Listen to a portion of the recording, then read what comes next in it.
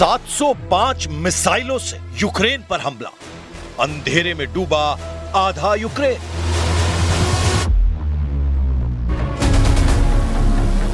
रूस यूक्रेन जंग के 1345 दिन बाद अब रूस ने ऐसा हमला किया है जिसे लगभग 4 साल की जंग में यूक्रेन पर सबसे भीषण हमलों में से एक बताया जा रहा है। हम आपको दिखाने जा रहे हैं कि जहां एक तरफ अमेरिका की तरफ से खुला ऐलान हुआ है कि अब ट्रंप और पुतिन की किसी तरह की बातचीत और मीटिंग नहीं होगी, खासतौर से हंगरी के बुडापेस्ट में संभावित मीटिंग पर पूरी तरह से विराम लग चुका है, जो ये साबित करता है कि पुतिन और ट्रंप के बीच भयंकर नफरत पैदा हो गई है और इसके लिए कहीं ना कहीं ट्रंप जिम्मेदार बताए जा रहे हैं। हम आपको ये भी दिखाएंगे कि कैसे रूस ने 705 मिसाइल और ड्रोन से हमले करके आधे यूक्रेन को अंधेरे में डुबो दिया है। हम आपको ये भी दिखाएंगे कि पूर्वी यूक्रेन के पोक्रोवस्क में यूक्रेनी सेना की स्पेशल फोर्स के सैनिकों से घिरने से कैसे रूस ने अमेरिका, यूरोप, नाटो और यूक्रेन को चारों खाने चित कर दिया है। पोक्रोवस्क में घिरी यूक्रेनी स्पेशल फोर्स। यूक्रेन के खिलाफ रूस ने इस वक्त दो तरफ से भयंकर मोर्चे खोल रखे हैं। दावा किया जा रहा है कि रूस ने जहां एक तरफ यूक्रेन की राजधानी कीव पर भीषण हमले शुरू कर रखे हैं, वहीं पूर्वी यूक्रेन के डॉनबास इलाके पर इतने तीखे और भीषण हमले किए हैं कि कई पूर्वी शहरों में यूक्रेनी सेना चारों तरफ से घिर चुकी है। सबसे हैरानी की बात तो यह है कि यूक्रेन के राष्ट्रपति ने भी माना है कि हमारी सेना को पूर्वी यूक्रेन के पोक्रोवस्क शहर पर काफी भीषण जंग का सामना करना पड़ रहा है। लेकिन यहाँ पर देखने वाली बात यह है कि रूस ने 10,000 यूक्रेनी सैनिकों को घेरने का दावा किया है, जिसमें यूक्रेनी सेना की स्पेशल यूनिट भी शामिल है। रूसी और यूक्रेनी सेनाएं यूक्रेन के पूर्वी शहरों पोक्रोवस्क और म्यार्नोहराद में भीषण जंग कर रही हैं। दावा किया जा रहा है रूसी सेना डोनेस्क के पोक्रोवस्क और म्यार्नोहराद के बड़े इलाके पर कब्जा कर चुकी है। रूसी सेना प्रमुख वालेरी गेरासिमोव ने राष्ट्रपति व्लादिमीर पुतिन के सामने दावा किया है कि रूस की दूसरी और 51वीं संयुक्त सशस्त्र सेनाओं ने मिलकर यूक्रेनी सेनाओं पर भीषण हमला किया है। रूसी सेना प्रमुख वालेरी गेरासिमोव का यहां तक दावा है कि हमारी सेना की 2 यूनिट पोक्रोवस्क और म्यार्नोहराद में दुश्मन के खिलाफ जबरदस्त जीत हासिल कर रही है। दावा तो यहां तक किया गया है कि घेरे गए 5500 यूक्रेनी सैनिक आ चुके हैं, जिनमें यूक्रेन की विशेष एयरबॉर्न यूनिट और समुद्री लड़ाकू इकाइयों यानी मैरीन यूनिट के कमांडो तक रूसी सेना घेर चुकी है। रूस के राष्ट्रपति व्लादिमीर पुतिन ने रक्षा मंत्रालय को 3 क्षेत्रों में घिरे यूक्रेन के सैनिकों की वास्तविक स्थिति को दिखाने के लिए विदेशी मीडिया को सुरक्षित पहुंच प्रदान करने का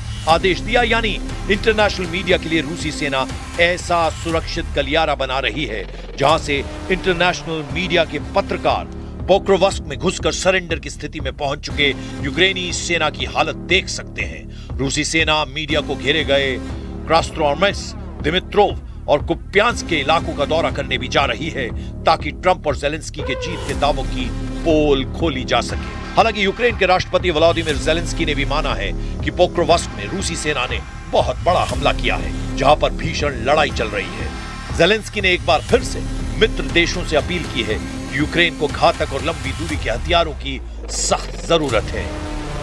Удар був складний, комбінований, спеціально прорахований, що було важко протидіяти. Були і ракети, включно з балістикою та аеробалістичними, 52 ракети загалом. Більше 600 ударних дронів, із них шахеди близько 400. Більшість дронів знешкодили, 2/3 ракет теж збито.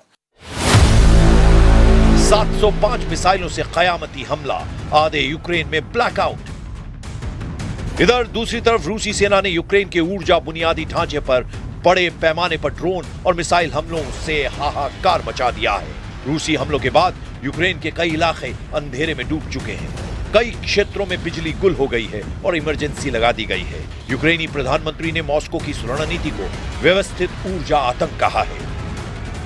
इन हमलों में 6 लोगों की मौत हो गई, जिनमें एक 7 साल की बच्ची भी शामिल है। वहीं घायलों में से 18 लोगों में 2 से 16 साल की उम्र के बच्चे भी शामिल हैं। यूक्रेन के राष्ट्रपति व्लादिमीर ज़ेलेंस्की के मुताबिक रूस ने इस हमले में 650 से ज्यादा ड्रोन और विभिन्न प्रकार की 50 से ज्यादा मिसाइलें दागी। हम आपको बता दें, यूक्रेनी शहर पानी, सीवेज और हीटिंग सिस्टम चलाने के लिए केंद्रीकृत सार्वजनिक बुनियादी ढांचे का उपयोग करते हैं और ब्लैकआउट के कारण ये काम नहीं कर पाते। Кстати говоря, я обсуждал этот вопрос с командующими соответствующих группировок.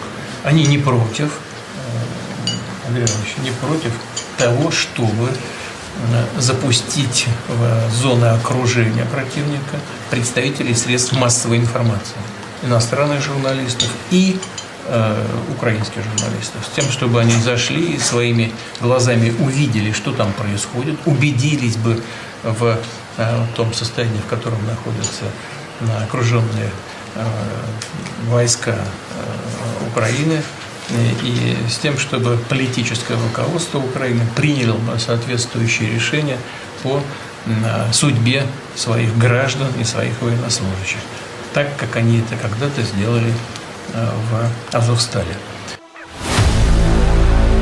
अब परमाणु युद्ध से फैसला, ट्रंप पुतिन की मीटिंग रद्द।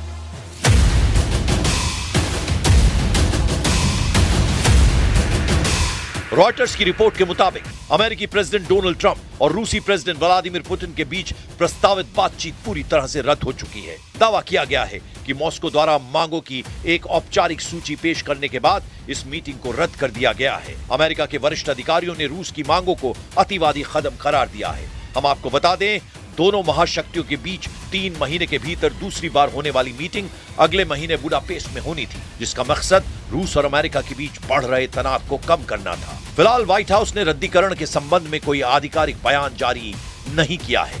इस बैठक को लेकर पहले से ही कुछ संशय था, जब एक अनाम अमेरिकी अधिकारी ने इस सप्ताह की शुरुआत में कहा था कि निकट भविष्य में ट्रंप पुतिन बैठक की कोई योजना नहीं है। हाल ही में ट्रंप ने पुतिन से निराश होने की बात स्वीकार की थी, जो उनके पहले के बयान से बदलाव का संकेत था कि अगर पुतिन कुछ झुकते हैं तो रूसी नेता के साथ उनकी व्यक्तिगत केमिस्ट्री यूक्रेन युद्ध को जल्द ही समाप्त कर सकती है। अब ऐसे हालात में परमाणु जंग का खतरा चरम पर पहुंच गया है।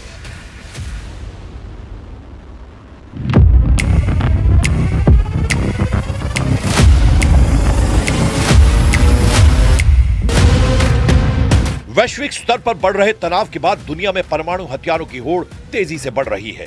बता दें कि अमेरिका ने ग्लोबल थंडर 26 युद्धाभ्यास शुरू किया है, जिसमें टेक्सास के डाइस एयरफोर्स बेस पर 12 B-52H परमाणु बॉम्बर्स के साथ परमाणु हथियार लॉन्च करने का अभ्यास किया गया।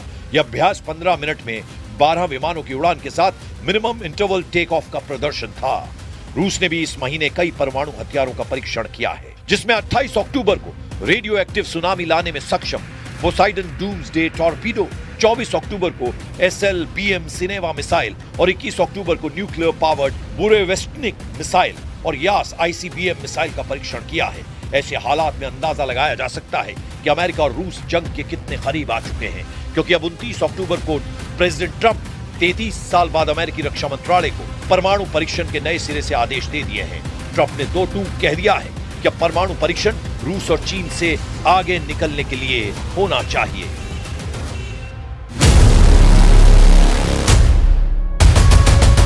ऐसे हालात में आप अंदाजा लगा सकते हैं कि रूस यूक्रेन जंग कैसे तीसरे विश्व युद्ध के करीब पहुंच चुका है, जहां कभी भी परमाणु जंग छिड़ सकती है।